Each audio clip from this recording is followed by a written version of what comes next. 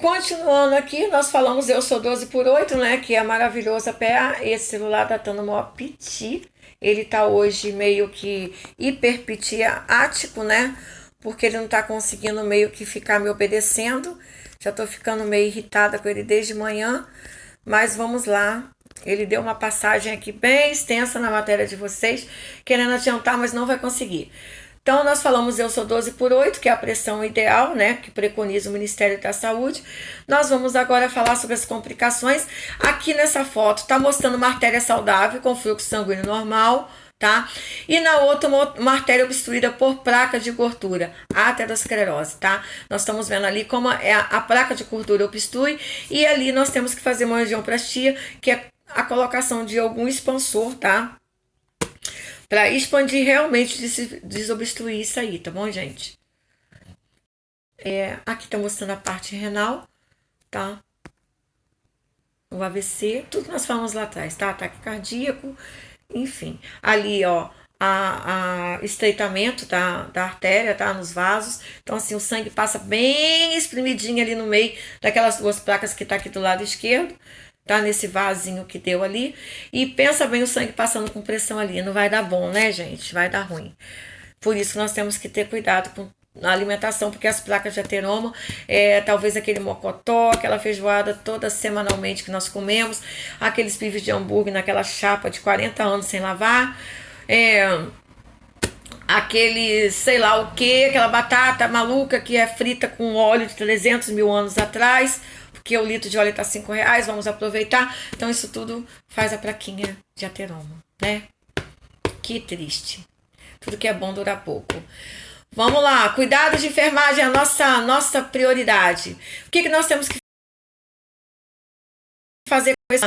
Propiciar o paciente um ambiente tranquilo para favorecer repouso e relaxamento, sim, para evitar o estresse, para evitar que o paciente fique agitado, né? Para que o paciente esteja sempre de repouso, tranquilex lá no cantinho dele, tá? Verificação de sinais vitais, principalmente a PA, todos os dias no mesmo horário. Gente, isso aí é um pouquinho errado aqui nesse slide. Por quê? Porque nós temos que verificar a PA do paciente nosso com o protocolo de 12, 18, 24 e 6 da manhã. 12 horas, 18 horas, 24 horas, que é meia-noite, e 6 da manhã. Tá? Ou se o médico protocolar de outra forma, de 4 em 4 horas, ou sobre critério médico, tá bom? Então, assim, todos os dias no mesmo horário, sim, vai ser, porque vai ser protocolado, tá bom? Evitar excesso de atividades físicas, sim, evitar que o paciente se esforce bastante. Não deixar ele lá um paralítico, mas se ele tiver que encaminhar o banho, encaminhá-lo devagar, andando devagar, tá bom? Evitar exercícios, atividades físicas intensas nesse paciente.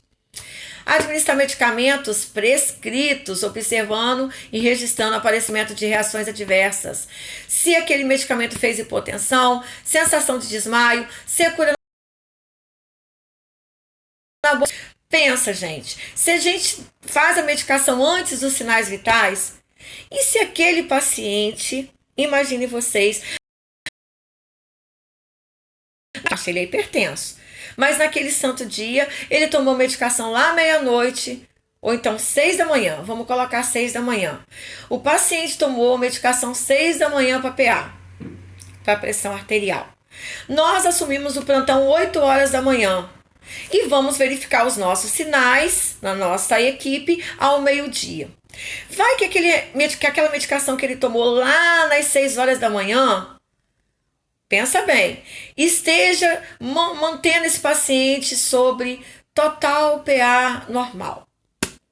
Ou então que aquilo abaixou tanta a pressão dele que ele foi abaixo daquilo que nós queremos. Talvez a pressão esteja 100 por 60. Por conta da medicação que foi feita 6 horas da manhã. Deu algum lá desvio e ele ficou com a PA de 6 por 60. Desculpa, gente, 100 por 60. O que vai acontecer? Se nós fizermos a medicação ao meio-dia para hipertensão sem verificar para saber como tá, ele pode ter uma hipotensão severa. Ele já estava com a PA baixa. Você fez mais medicação ao meio-dia para a PA ficar mais baixa? severa nesse paciente. Sensação de desmaio, sim, é talvez até coisa mais um pouquinho chata para a gente reverter, tá? Então, o que que acontece? A medicação só poderá ser feita após os sinais vitais. Então, por isso que tem um protocolo. Chegou no plantão, cuidados com o paciente, banho no leito, banho de aspersão, encaminhamento do paciente ao banho, curativos, sinais vitais e medicações, tá? Tem toda essa regra que eu ensino sempre no estágio. Não fazer medicações em pacientes sem verificar sinais vitais em primeiro lugar, tá bom? Para que a gente não cause um dano nesse paciente. Vamos passar isso aqui. Isso aqui, gente, são associações que nós não temos necessidade de nos prender, tá? Então, assim, tá falando o nome das medicações, a dosagem, a posologia. Então, assim, o modo de tomar, e tá falando que posologia em miligramas. Então, a quantidade desse medicação, tá? Mas a gente vai ver eles aqui de caixa a caixa. Cuidados de enfermagem ainda. Observar a dieta hipossódica, hipoglicídica. Fazer o balanço hídrico. O que significa? Observar se ele está comendo, porque, gente, a nutrição, ela vai mandar comida hipossódica, pouco, sódica, sal, pouco de sal, tá? Muito pouco sal, quase nada. Então, assim, com pouca gordura, tá? Então, é pouco sal, pouca gordura, uma comida bem esquisita. O paciente, espertamente, achando que é esperto, pede ao cliente ou visitante que traga sal para ele naqueles saquinhos, ele guarda na gaveta dele. Já vi várias vezes isso. O paciente recebe a comida, vai lá, abre o saquinho de sal, que vem 1 grama, e taca ali saquinho dentro da comida. É isso. Ele não vai melhorar. Nós não vamos saber porque aquela medicação não está fazendo efeito naquele paciente. E vamos ficar todo mundo com cara de quem viu o catinguelê, né? O paciente está comendo bem a comida da nutrição, que está vindo direitinho, está sendo medicado, está sendo feito o horário, está sendo tudo. E por que será que esse paciente não tem melhora no seu quadro? Por conta das brincadeirinhas, das traquinagens que eles fazem com a gente juntamente com os acompanhantes e visitantes. Observar isso na hora da comida, tá? Na hora da alimentação desse paciente. Balanço hídrico, sim, nós temos que fazer. Tudo que é infundido nesse paciente, nós temos que saber se saiu. Grosseiramente falando, se eu coloquei 1000 ml de soro nele nessas 24 horas, se eu passei 4 seringas de 20, 40, 60 a mais, e o que ele comeu, e o que ele bebeu, e quanto é o ml do copo. Fazendo esse balanço hídrico, nós temos que saber que se for infundido, isso é um exemplo, 5 litros de água nesse paciente, ele vai ter que eliminar esses 5 litros em 24 horas, tá bom? Esse é o balanço hídrico, grosseiramente falando para vocês. Nós temos que sempre, rigorosamente, olhar o que entra, tanto via endovenosa, via oral, quanto ele está eliminando entre suor, entre vômito, entre urina, entre fezes, entre tudo, tá? Então, no coletor de urina ou ver quantas vezes ele foi ao banheiro, nós temos que mais ou menos, tá? Tem coisas que não dá para verificar com precisão, mais ou menos se ele está eliminando aquele líquido ali, tá? Perguntar se ele foi no banheiro quantas vezes, tá? E observar direitinho esse paciente. Instruir o paciente com relação à importância de seguir corretamente o tratamento, bem como a dieta e sobre os fatores de risco para a patologia. Nós temos que explicar para ele que se ele continuar trazendo sal e botando debaixo do travesseiro, quais os riscos que ele vai correr, o que vai acontecer com ele. Não é fazer medo nem aterrorizar o paciente, é conscientizar o paciente deste agravo, de tal importância que tem esse agravo para a vida ou a morte dele, tá? Promover grupos de hipertensos com as informações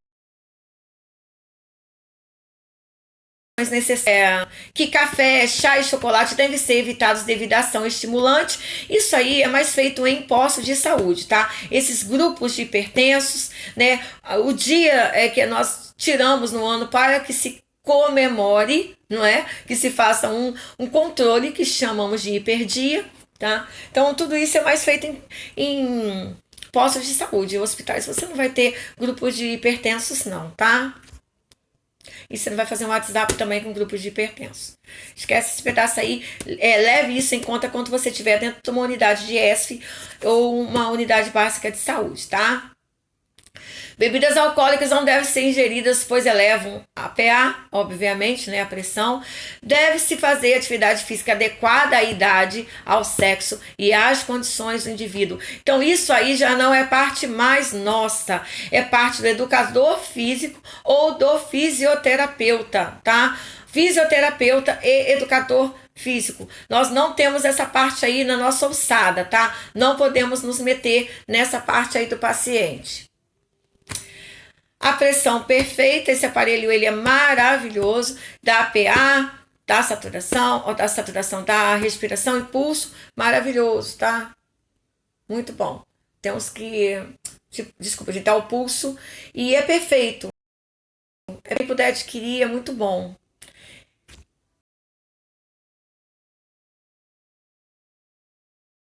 Nós falamos, né, sobre a nossa aula, vamos dar uma paradinha aqui e vamos passar para as coordenadas finais, tá, gente, das cardiopatias.